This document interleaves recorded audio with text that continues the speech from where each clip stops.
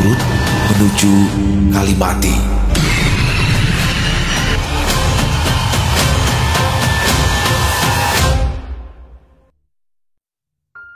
Jakarta, sekitaran tahun 1995. Siang itu, sekelompok pemuda yang tengah asik bercengkrama di beranda rumah.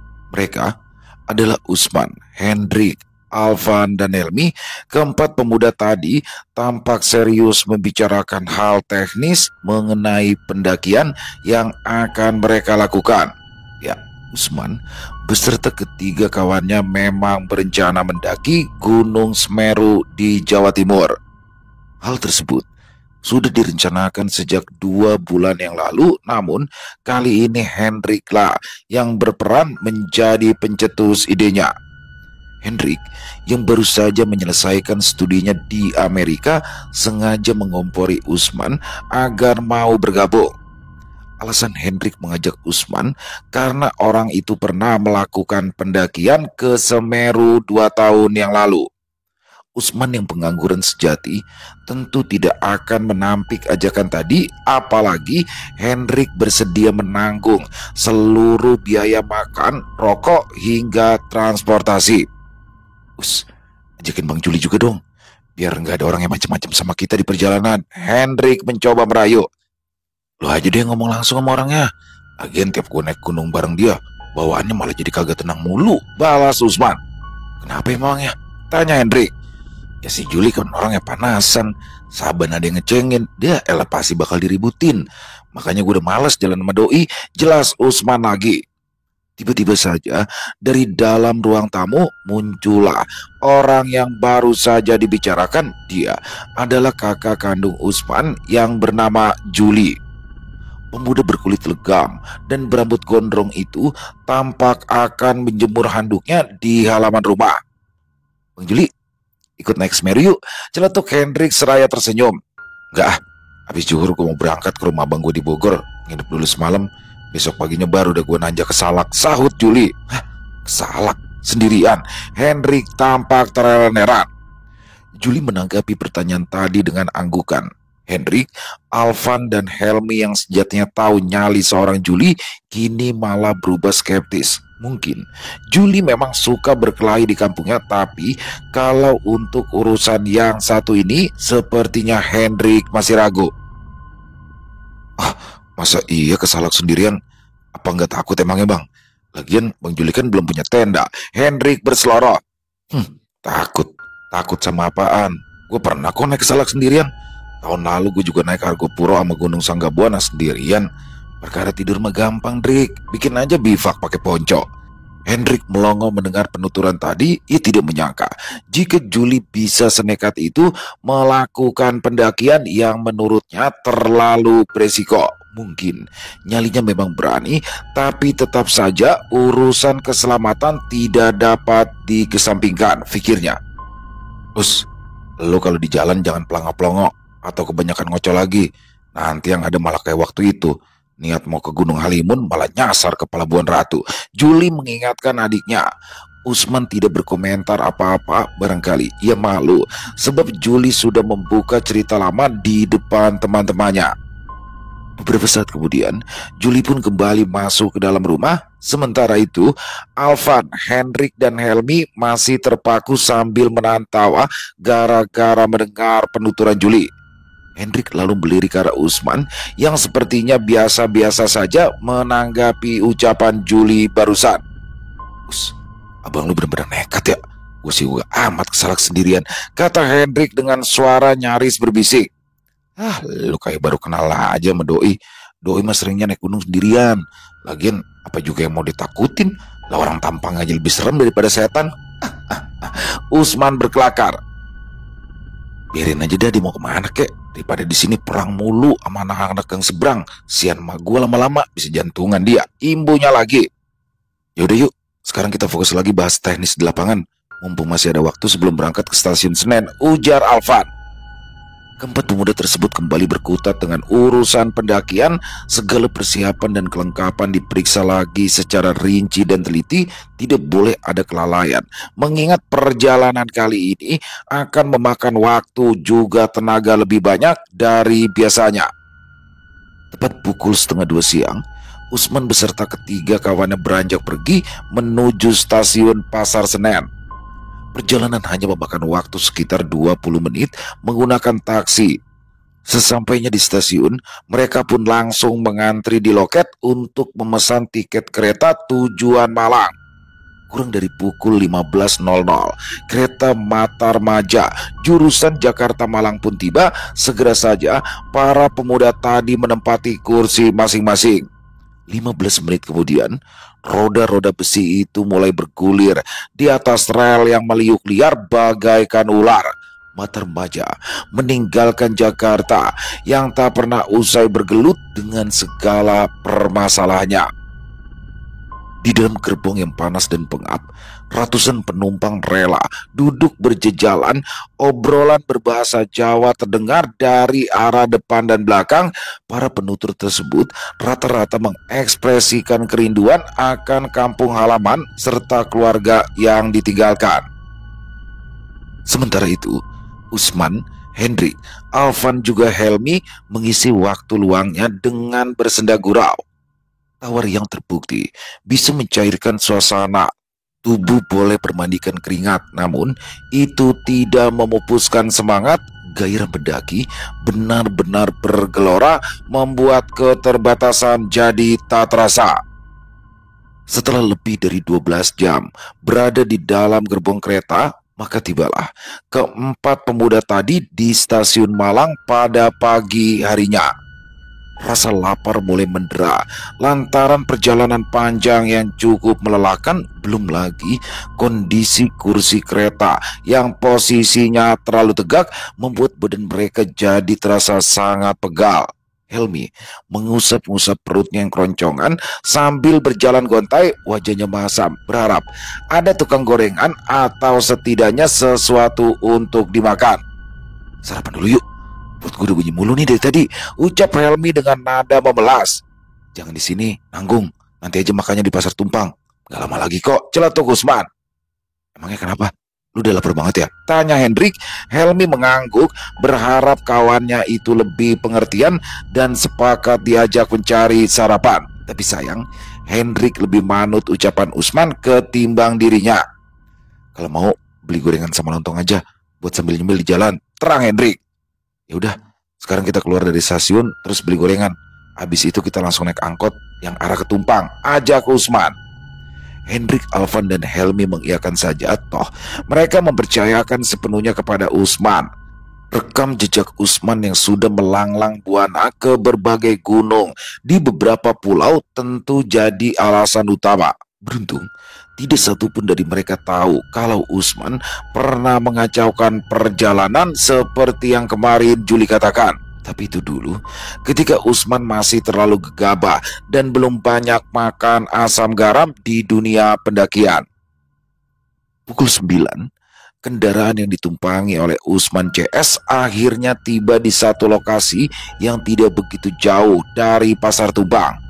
Di depan gedung rakyat, satu persatu mereka turun dari dalam angkot. Dari kejauhan, Usman melihat ada sekelompok pendaki yang sepertinya hendak naik ke Semeru juga. Itu bisa terlihat dari ransel dan outfit yang mereka kenakan. Usman tidak terlalu menghiraukan para pendaki tersebut sebab ia keburu fokus pada sebuah warung tenda di sisi jalan. Nah, coba lihat tuh, itu ada yang dagang nasi rawon. Makan situ aja yuk, ajak Usman. Enak kagak makanannya? Emangnya lu pernah makan di situ? Celetuk Alvan. Ya belum man, tapi daripada makan mie atau nasi goreng, ya mendingan kita makan yang berkuah. Dah, jangan kelamaan mikir. Dari semalam perut kita belum kena nasi nih, protes Usman. Usman mendahului yang lain masuk ke dalam tenda yang menjual nasi rawon. Hendrik menyusul, lalu diikuti Alvan dan Helmi. Tidak hanya rawon, nasi campur, juga nasi pecel juga tersedia di tempat tersebut. Bu, saya pesan nasi rawon sama teh tawar hangat ya, kata Usman kepada ibu penjual rawon. Oke mas, yang lainnya juga nasi rawon, saut si ibu.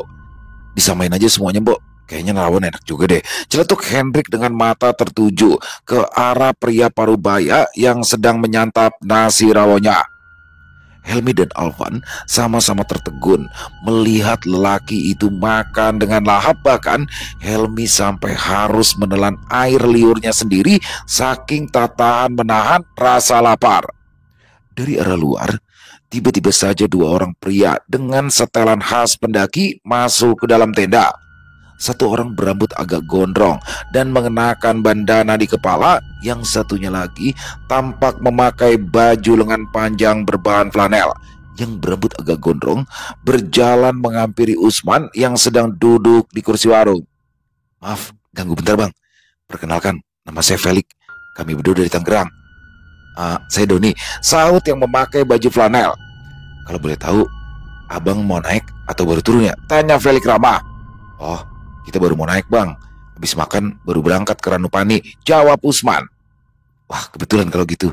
Saya sama teman saya juga baru mau ke Ranupani," kata pria bernama Felix itu. Jadi begini bang. Barusan saya habis nanya tuh harga sewa jeep dari sini ke Ranupani. Ternyata harganya lumayan mahal bang kalau cuma buat 2 orang. Nah terus barusan ada pedagang buah yang ngasih saran supaya cari barengan aja. Nah kalau abang-abang sekalian gak keberatan ya, barangkali kita bisa share cost buat sewa jeep sampai ke Ranupani. Lanjutnya lagi. Share cost apaan ya? Tanya Helmi dengan mimik kebingungan. "Patungan bang," timpal Doni sambil menahan tawa. Hendrik melirik ke arah Usman. Tentu saja ia menyerahkan semua keputusan kepada temannya itu. Usman yang pernah ke Semeru tampak manggut-manggut saja menanggapinya. Perihal harga sewa jeep yang mahal, ia pasti sudah menyadari hal tersebut. Boleh-boleh, nanti kalau udah selesai makan kita langsung cari aja jeepnya," Usman menyanggupi. "Wah, makasih banyak ya bang. Kalau gitu kami mau nemuin sopir jeepnya dulu biar gak keduluan orang," ujar Felix dengan wajah sumringah. "Tenang aja dek, kalau hari biasa kayak gini mah yang naik ke Semeru gak terlalu rame," si ibu penjual rawon mengomentari kalimat Felix sembari menyodorkan kopi hitam kepada pelanggannya. "Ya bu, tapi kami memang harus kembali ke pasar sebab juga ada yang mau dibeli," Felix menyambung kalimat si ibu. Selepas berucap demikian, Felix dan temannya segera pamit kepada Usman. Kedua orang itu lantas keluar dari tenda untuk kembali ke pasar tumpang. Hendrik memperhatikan gerak-gerik kedua pendaki tadi dengan wajah yang diliputi rasa curiga. Setelah keduanya benar-benar jauh, barulah ia berani mengutarakan apa yang ada di benaknya kepada Usman. "Us, emang gak apa-apa tuh kalau naik jeepnya barengan itu?" "Ya dari dulu mah pendaki yang mau ke Ranupani emang biasa cari barengan. Ya biar ongkosnya lebih murah, kagak usah takut. Itu hal biasa," jelas Usman berusaha meyakini Hendrik. "Bener mas, kalau jeepnya cuma diisi 2 atau 3 orang aja jelas lebih mahal. Mending juga ada barengan. Nah sampean jadi punya teman baru, bisa tuker-tuker pengalaman juga toh," si ibu warung turut memperkuat keterangan Usman. Tak ada bantahan, karena baik penjelasan Usman maupun si ibu warung sama-sama masuk akal.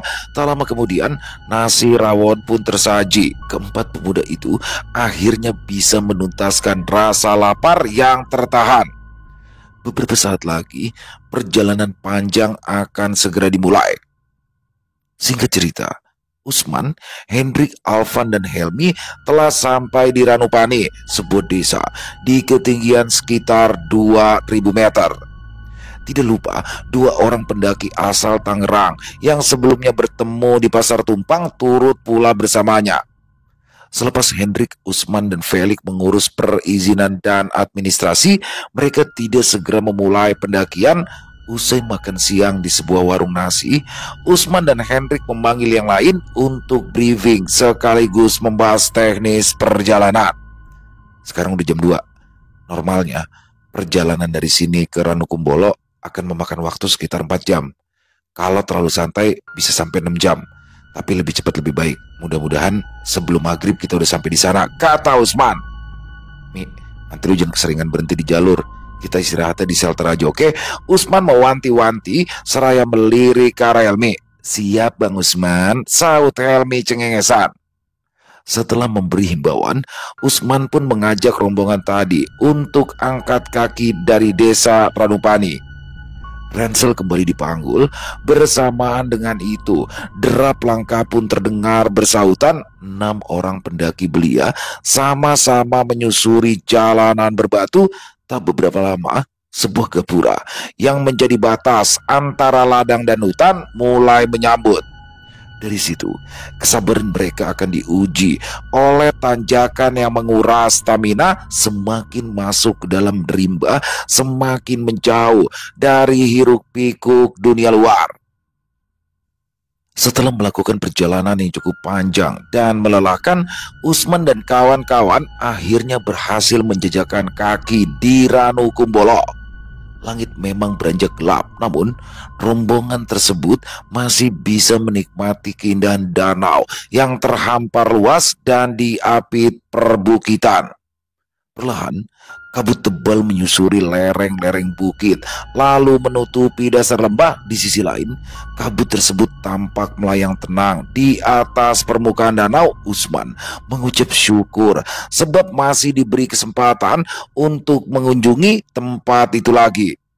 Sementara yang lain masih saja terpukau oleh lukisan alam hasil karya sang kuasa. Felix dan Doni bahu-membahu mendirikan tenda tepat di depan danau. Demikian juga dengan rombongan Usman. 10 menit kemudian, 2 buah tenda sudah berdiri bersebelahan. Tidak jauh dari tempat mereka menegakkan tenda, terdapat pula sebuah tenda milik pendaki lain. Alam memberi sambutan dengan pergelaran kidung mendayu dari dahan-dahan cemara gunung yang tertiup angin. Atraksi gemintang turut menghiasi malam yang pekat tanpa terdistorsi polusi cahaya. Hawa dingin merebak, menyengat hingga menembus lapisan kulit. Tidak ada yang aneh, sebab itu semua adalah cara semesta dalam menyapa manusia.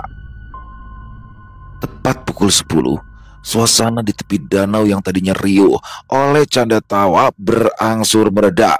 Tak ada lagi banyolan yang kerap dilontarkan oleh Usman sebab satu persatu rekan pendakiannya telah terlelap.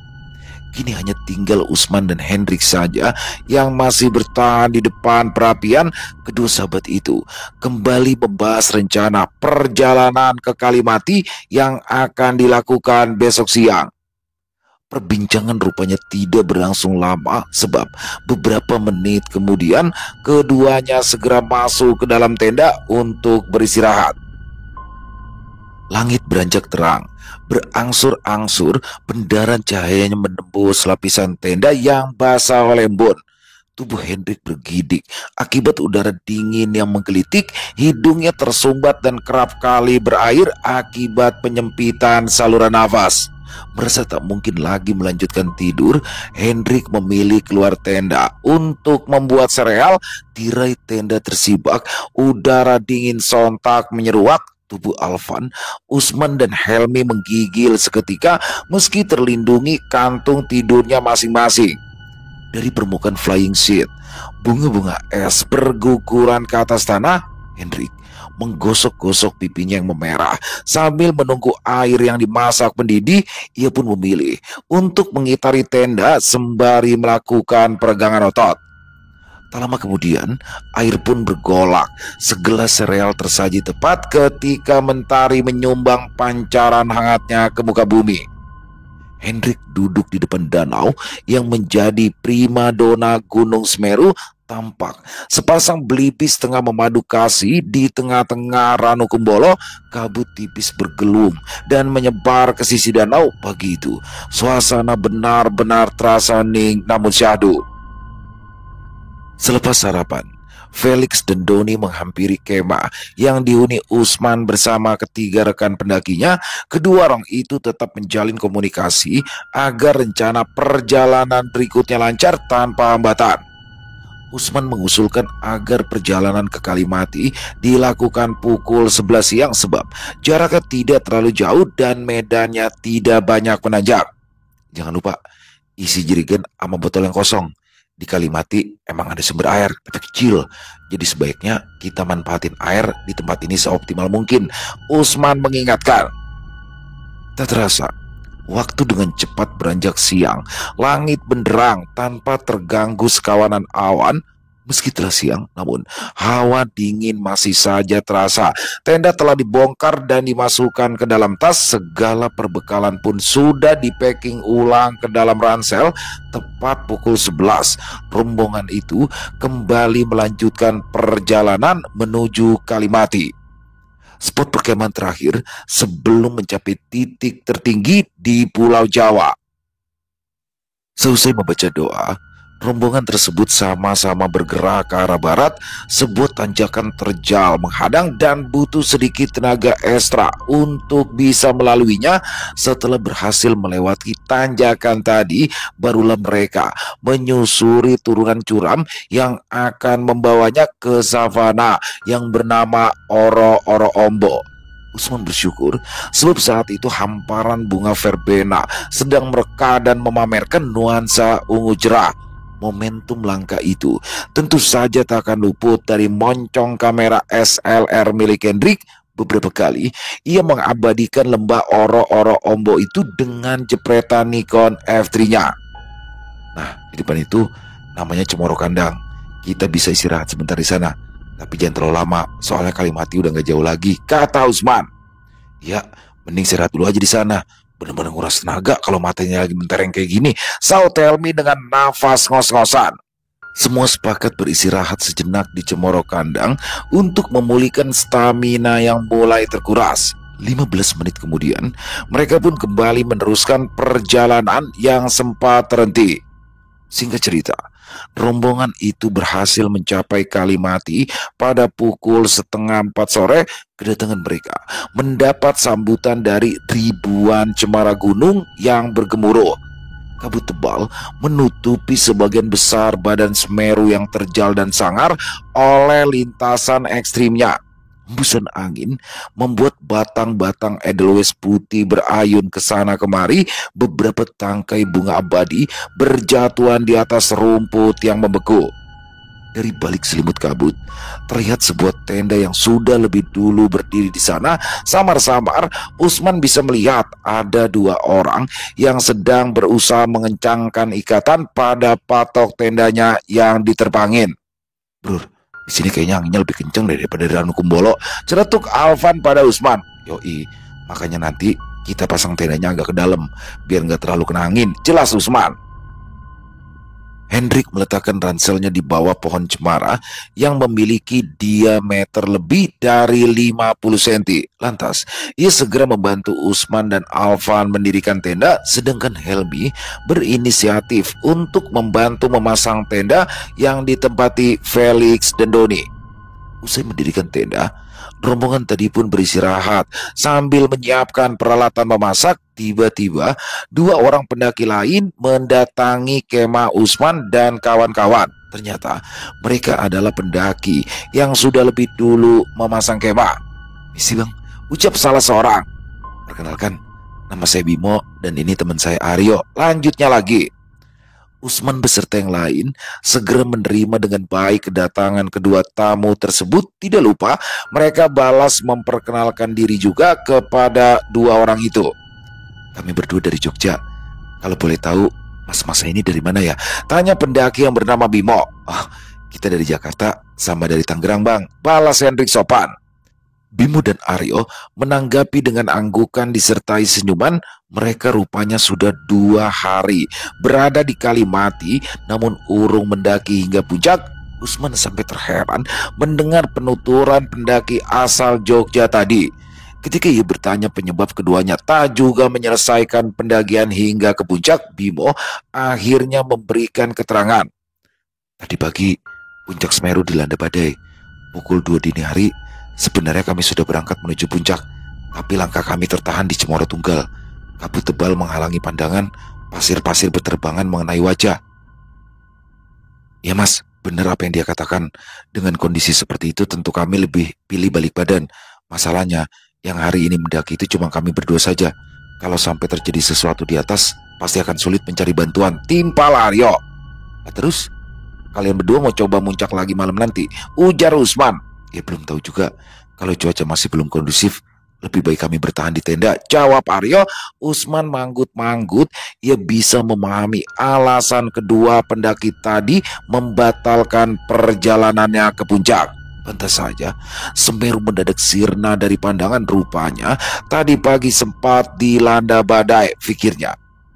Kedua pendaki asal Jogja tersebut menawarkan rokok dan cemilan. Tidak butuh waktu lama bagi keduanya untuk bisa mencairkan suasana dan beradaptasi.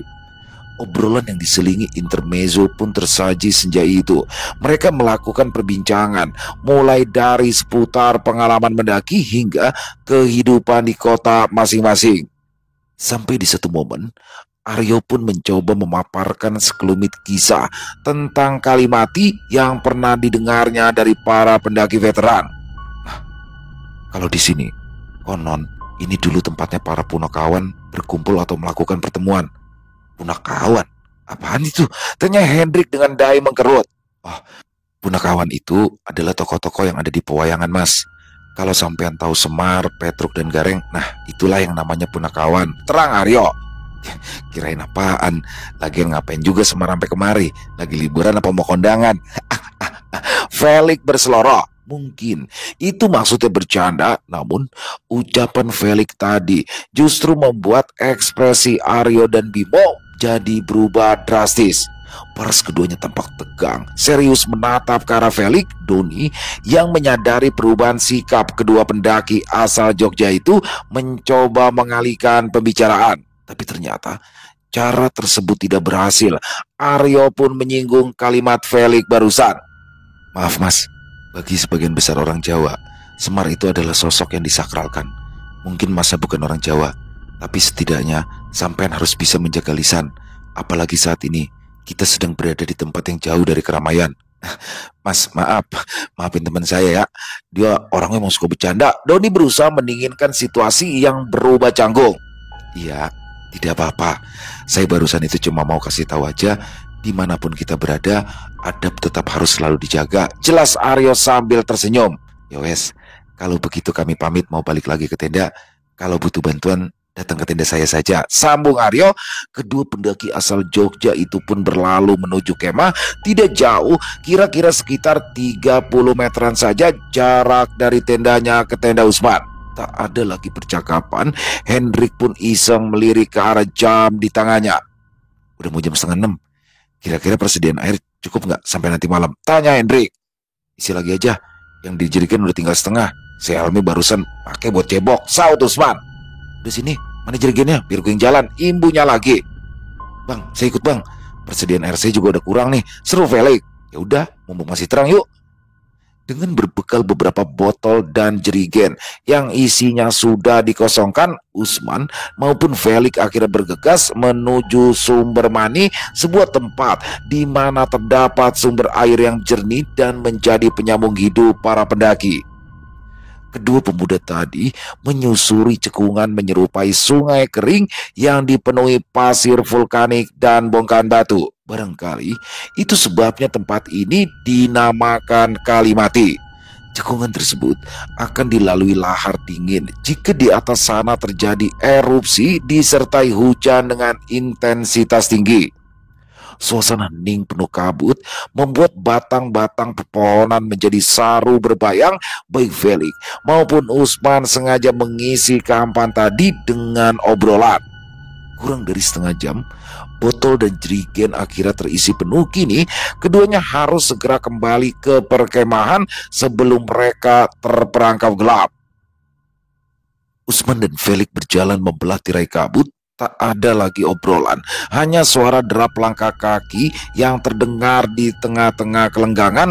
Entah apa yang membuat Felix tergerak untuk mendongak ke satu pohon cemara yang menjulang di depannya. Sesosok bertubuh jangkung tampak berdiri di dahan pohon dengan sepasang mata yang menatap tajam. Meski tersamarkan kabut, namun Felix yakin jika yang dilihatnya bukanlah hewan.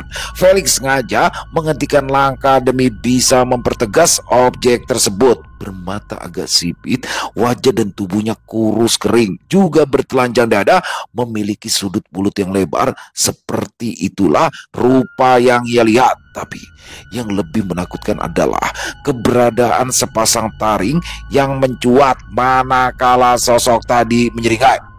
Apaan tuh? Ucap Felix dengan suara gemetar. Usman melongo. Melihat ekspresi ketakutan Felix, buru-buru ia mengarahkan pandangannya ke titik yang ditunjukkan Felix. Tidak ada apa-apa. Usman tidak melihat apapun selain bayang-bayang pepohonan yang tersapu kabut. Ada apaan, Lik? Tanya Usman kebingungan. Itu bang, ada yang berdiri bang, di atas pohon bang, palas Felix. Mana? Lagi, Usman kembali menyelidik ke pohon yang ditunjukkan Felix, namun seperti sebelumnya, ia sama sekali tidak menemukan apa-apa. Merasa ada sesuatu yang janggal, Usman memutuskan untuk segera mengajak Felix meninggalkan tempat tersebut. Ayo dah, Kasan, kita pergi. Udah kagak beres ini. Usman dan Felix memacu langkah lebih cepat. Kurang dari 5 menit, keduanya pun berhasil mencapai perkemahan. Doni, Hendrik, Alvan, dan Helmi sempat bingung melihat raut wajah Felix yang mendadak pucat seperti orang ketakutan. Sayangnya, saat itu Felix masih gemetaran dan sulit untuk menceritakan apa yang baru dialami. Alhasil, Usman lah yang akhirnya menuturkan kejadian tersebut. Doni, yang mengenal Felix sebagai orang yang suka melontarkan lelucon, tidak begitu saja percaya dengan apa yang diceritakan Usman. Udah, sebaiknya istirahat dulu, kata Doni seraya mengantarkan Felix ke dalam tenda. Tak beberapa lama, Doni pun kembali menghampiri rombongan Usman. Sambil menyulut sebatang rokok, Doni membisikkan sesuatu pada Usman dan Hendrik.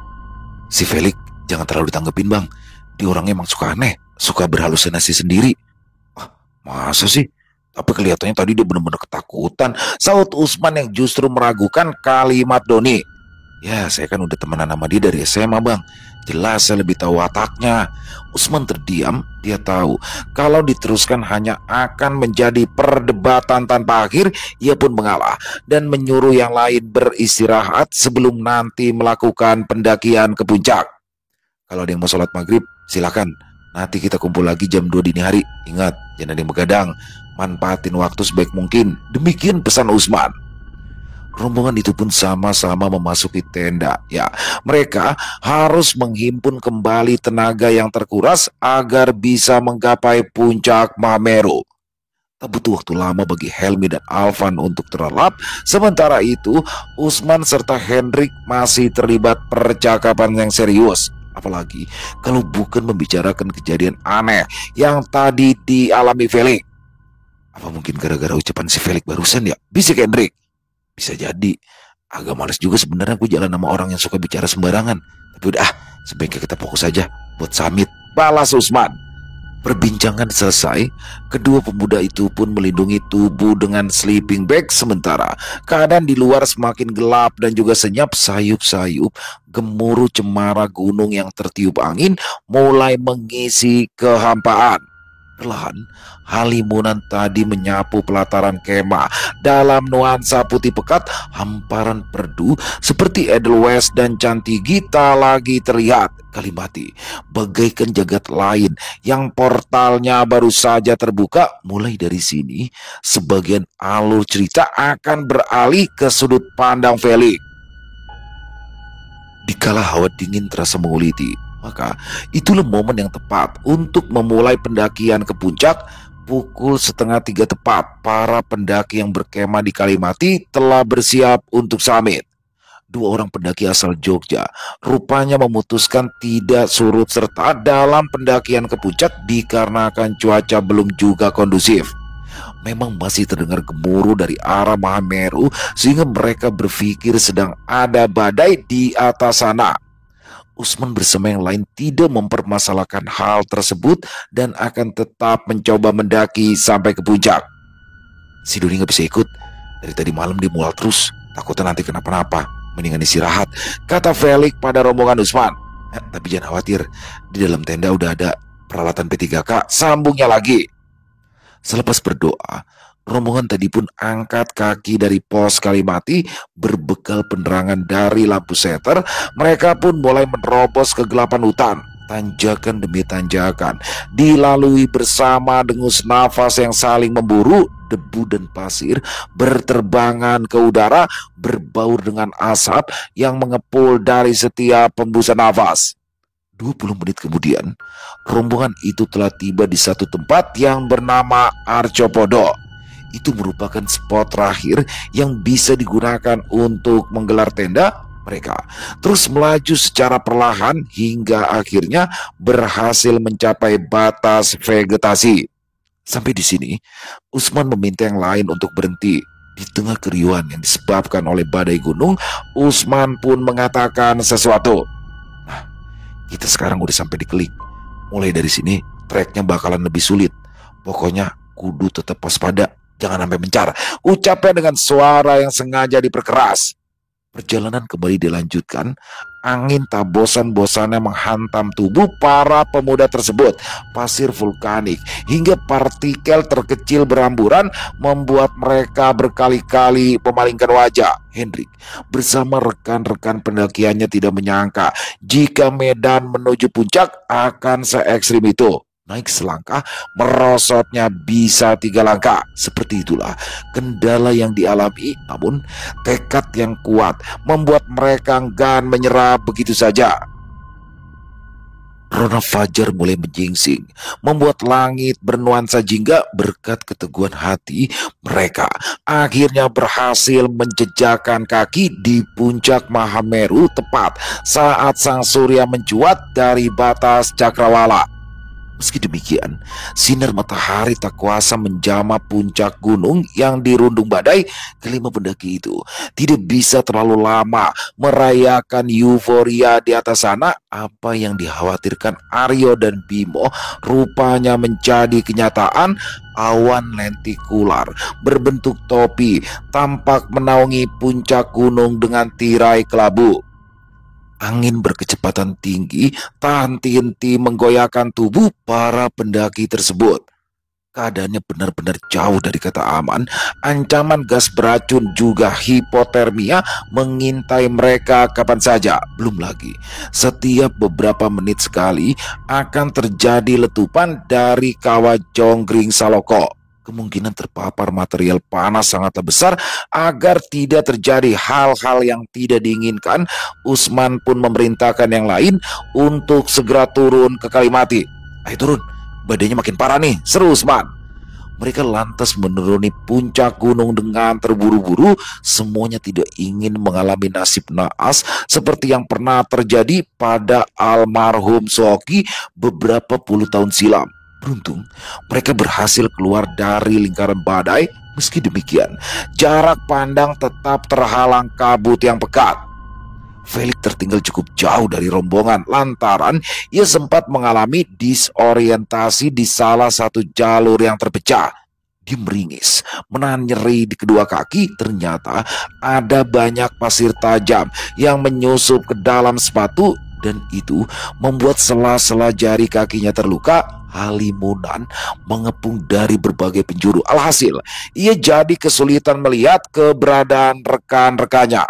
Felix tidak menyerah, toh ia cukup mengikuti jalur yang ada saja.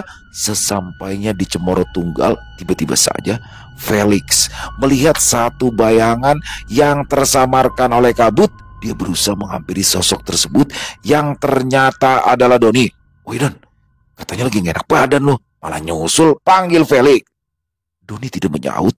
Dia hanya berdiri dengan wajah pucat pasi. Felix menyangka Doni akan menuju puncak. Buru-buru ia mencegah seraya memintanya untuk kembali ke tenda. Jangan ke puncak Don, badainya lagi parah banget di sana, tambahnya. Doni kembali membisu, namun sepertinya dia menuruti omongan Felix.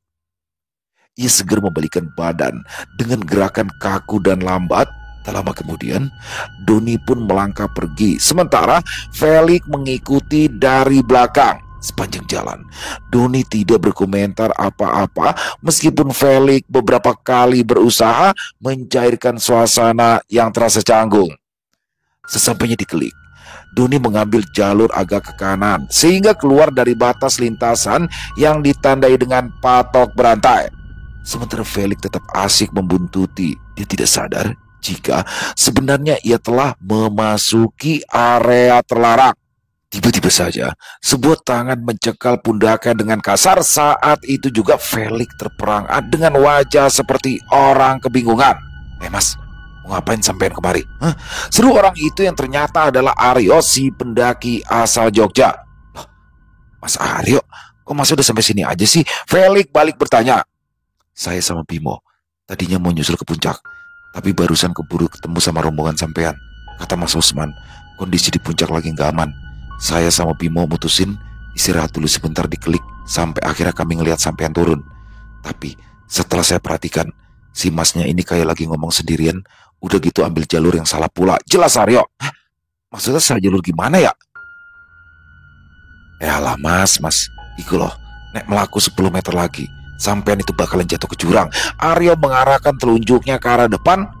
Kabut menyingsing secara perlahan sehingga menguak tabir halimunan yang sejak tadi membatasi jarak pandang. Felix melihat ke titik yang dituju Aryo.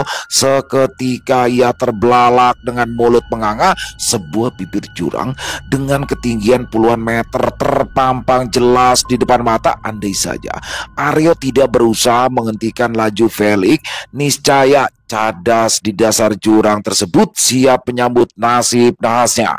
Felix mundur beberapa langkah dengan wajah ketakutan. Ia sama sekali tidak menyangka jika maut telah mengintainya dari jarak yang sedemikian dekat. Terus kemana teman saya? Barusan saya ngikutin dia dari belakang, tanya Felix dengan suara putus-putus. Teman yang mana mas? Dari tadi sampean itu jalan sendirian, Aryo membalas. Jangan bercanda dong mas, saya barusan lagi ngikutin si Doni. Aryo sampai harus geleng-geleng kepala. Entah ia harus berbuat apa agar Felix mau mempercayai ucapannya. Mas Felix, tak kasih tahu ya, Mas Doniku masih ada di Kalimati. Barusan sebelum berangkat, saya sama Bimo sempat ketemu Mas Doni yang lagi bikin sarapan di depan tenda. Terang Aryo. Nah lantas, yang sampean itu ikuti Mas Doni yang mana? Apa mungkin dia bakal mencelakai teman sendiri dengan menggiringnya ke dasar jurang? Imbunya lagi, Felix semakin terguncang. Kala mendengar penuturan Aryo, ia terkulai lemas di atas tanah. Tak lama kemudian, Bimo datang, lalu menghampiri kedua orang tadi dengan wajah sedikit gusar. Ayo, kita harus segera turun dari sini sebelum jalurnya tertutup kabut. Mas Felix, jangan sampai pikiran sampean kosong. Usahakan baca doa sesuai keyakinan selama kita turun ke Kalimati, ujar Bimo. Kedua pendaki asal Jogja itu akhirnya mengawal Felix turun hingga sampai ke perkemahan. Tak ada percakapan sehingga perjalanan turun itu terkesan dingin juga menegangkan. Baik Felix, Bimo dan Aryo sama-sama tengah bergelut dengan pikirannya, masing-masing sibuk mencerna dan menganalisa keanehan yang baru saja dialami. Pagi itu, matahari tampak suram cahayanya akibat terhalang awan. Semilir angin mendayu dari arah puncak Semeru lalu merambah hingga ke lereng Gunung Kepolo. Di tengah hamparan tanaman edelweiss yang bermekaran, rombongan Usman dan Felix berkumpul. Tampak pula dua orang pendaki asal Jogja yang bergabung bersamanya.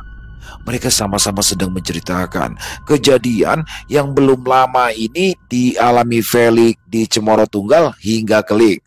Dan seperti yang telah Aryo jelaskan kepada Felix, Doni memang tidak kemana-mana. Pemuda itu tetap bertahan di tenda sampai rekan-rekannya kembali dari puncak. Perihal sosok menyerupai Doni yang Felix jumpai di Cemoro Tunggal sampai kini masih menjadi teka-teki. Pada akhirnya, semua sepakat menyatakan jika yang dilihat Felix bukanlah manusia tulen. Pasti ada intervensi dari entitas lain yang menginginkan Felix celaka. Satu hal lagi, semuanya setuju jika kejanggalan yang terjadi disebabkan oleh ucapan Felix kemarin sore. Felix sempat mempertanyakan kenapa Usman, Hendrik, Alvan, dan Helmi meninggalkan dirinya ketika turun dari puncak, dan seperti inilah jawaban yang ia dapatkan. Sumpah demi Tuhan, kami ngirinya Bang Felix udah turun duluan, kata Hendrik. Ya betul, kita semua lihat kok Bang Pelik jalan duluan di depan. Malah Alvan sempat panggilin biar kagak berpencar. Tapi Bang Pelik turunnya malah makin cepet timpal Helmi. Ya kalau tahu lu ketinggal di belakang, gue pasti bakalan naik lagi, bakal ngejemput. Ya kagak mungkin juga kita ninggalin lu sendirian, Usman menyaut. Saya juga sama bang, ogah banget bela-belain ke puncak di saat badan lagi berasa kurang enak. Mending tidur di tenda sampai siang. Sambut Doni yang masih merasa jengkel setelah disangka hendak mencelakai Felix. Untung aja lu ketemu sama Mas Aryo sama Mas Bimo. Kalau enggak, besok siang jasad lu pasti sedang dievakuasi Ranger Semeru. Imbunya sembari cengengesan. Ya wes, boten nopo-nopo. Yang penting tidak sampai terjadi apa-apa sama Mas E, cakap Bimo sembari menepuk bau Felix. Benar, semoga ini bisa dijadikan pelajaran bagi kita semua agar kedepannya kita bisa lebih bijaksana dalam bertutur kata, Hendrik menimpali. Ya kalau gitu, mari dah kita siap-siap makan siang. Nanti jam 1 kita kudu kembali lagi ke Ranuk Bolo, kata Usman. Mas Usman, nanti sepertinya saya sama Bimo bakal langsung ke Ranupani. Jadinya malam ini kami tidak bermalam lagi di Ranukumbolo, Aryo menyela. Iya bang, gak kenapa-napa. Kapan-kapan kalau ke Jakarta jangan lupa mampir rumah kita. Oke Mas Usman, nanti tak kasih kabar kalau mau ke Jakarta, tutup Aryo. Puluhan tahun berlalu dengan sangat cepat. Keempat pemuda asal Jakarta itu kini telah melalui waktu dengan berbagai persoalan hidup. Kulit mengendur, serta pandangan yang kian kabur seiring bertambahnya umur, helai-helai uban bermunculan di antara rambut yang masih legam, ego terkikis sedikit demi sedikit menjadi sikap yang lebih bijak. Di beranda rumah yang senantiasa hening, Usman duduk termenung, memikirkan pengalaman di masa lalu. Ia tidak tahu kabarnya Hendrik, Alvan, dan Helmi, sahabat yang pada tahun 95 sama-sama pernah mendaki Semeru. Rasa rindu kadang datang tiba-tiba, tapi Usman sulit menjalin komunikasi lantaran tidak memiliki kontak ketiga temannya tersebut. Hanya beberapa lembar foto yang sementara ini mampu mengobati rasa kangennya. Memang foto-foto tersebut tidak dapat bercerita, namun setidaknya Usman masih bisa memberikan narasi di setiap gambarnya. Selesai. Wow, luar biasa kisah dari Bang Aldi. Waduh, pendakian ke Gunung Semeru. Dan pendakian ini dilakukan di tahun 1995. Waduh, udah lama banget teman-teman ya. 30 tahun yang lalu berarti. Waduh, tahun 95 saya masih kelas berapa tuh? Masih sekolah saya di tahun 95 itu. Dan udah pasti saya paling suka saya mendengar cerita-cerita dari para pendaki yang senior ya. Bagaimana di sini apalagi pendakian ke Semeru pastinya masih asri banget tuh Semeru tuh di tahun 95 itu. Dan di sini kembali dalam pendakian pasti aja ada salah satu yang sompral ya, walaupun itu sekedar bercanda ya dan mungkin gak serius dan hanya beberapa kata ketika dibilang bahwa di sini tempat adanya dulu Punokawan, yaitu Semar, Semar, Petruk, dan Gareng. Di sini Felix kan mungkin niatnya bercanda, ngapain kesini lagi liburan sambil ketawa, tapi ternyata di situ memantik ya. Dan bagaimana untungnya diselamatkan oleh Aryo dan juga Bimo ketika mereka berpapasan di tengah perjalanan. Aryo dan Bimonya mau naik ke puncak, mau summit. Nah, si Felixnya ini turun tuh dari Mahameru mau turun ke Kalimati. Dari situ kelihatan dia lagi kayak ngobrol sendiri terus diarahkan ke arah jurang, justru keluar dari jalur. Untungnya ada Aryo kan pegang, kalau enggak wah udah selesai jadi penunggu di situ, ngeri banget ya. Dan di sini kita bisa mengambil hikmah yang baik ya dari kisah barusan. Paling tidak kita bisa menjaga adab lisan, terutama apalagi di daerah-daerah seperti di gunung ya teman-teman ya. Keren banget kisahnya Bang Aldi, terima kasih. Udah lama juga nih kita nggak bawain cerita pendakian, kangen juga ya. Makasih Bang Aldi. Semoga kisah barusan juga bisa menghibur teman-teman semua ya, para pecinta penikmat horor misteri.